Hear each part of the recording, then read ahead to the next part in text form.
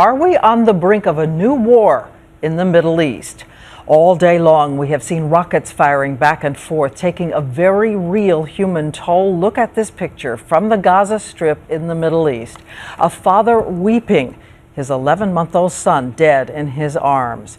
At the same time, the terrifying sound of an air raid siren. Listen.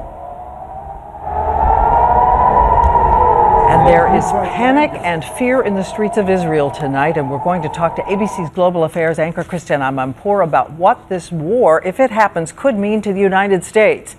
But we go first to the front lines where Israel meets the Gaza Strip, and ABC's Alex Marquardt is there in the middle in Gaza City. Alex. Good evening, Diane. We've heard some very loud explosions all around us tonight as Israeli missiles land. We've also heard the distinct whoosh of outgoing rockets as Hamas and other militant groups return fire. Tonight, it seems this burst of violence is only getting worse. All day long, rockets filled the bright blue sky. Gaza militants firing on Israel. At least one rocket landed tonight in Tel Aviv, Israel's commercial capital.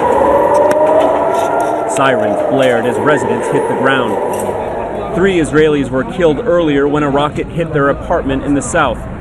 This as Israeli warplanes pounded the Gaza Strip. Its targets, militant groups, most notably Hamas. But caught in the crossfire, at least 12 civilians, including that 11-month-old boy. What did my son do to die like this? His father cried.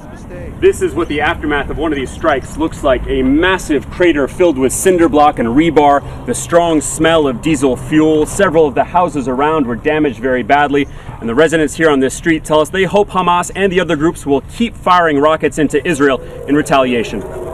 Israel says this is a response to the almost 800 rockets that had landed in Israel from Gaza this year alone.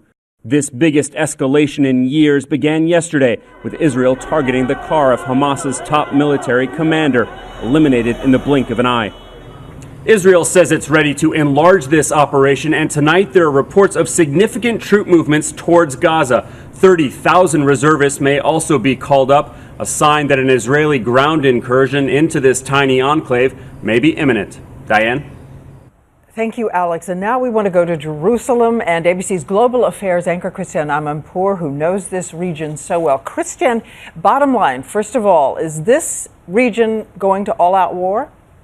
Well, clearly that's something that the United States does not want to see. There's a lot of upheaval and instability right now, and any more will just be bad news all around. Already this region is destabilized. You've got this ongoing civil war in Syria, you've got tensions in Lebanon, and that brings in Hezbollah.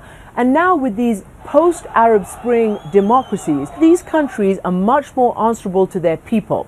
And if their people see that this situation in Gaza is untenable, and if they start to take to the streets to protest against their leaders, if it inflames the Arab street more than it has in the past, that would cause more instability. But at this point, what is the U.S. obligation to Israel for defense in this situation, but also what kind of pressure to exert? The U.S. has this historic agreement to defend Israel and stand by Israel.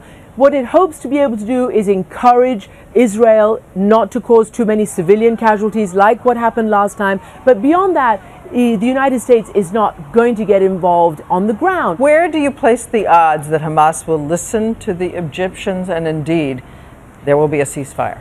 I think it's going to take some time. But this, the Israelis say, is going to go on. It's not a matter of days. It could be weeks, Diane.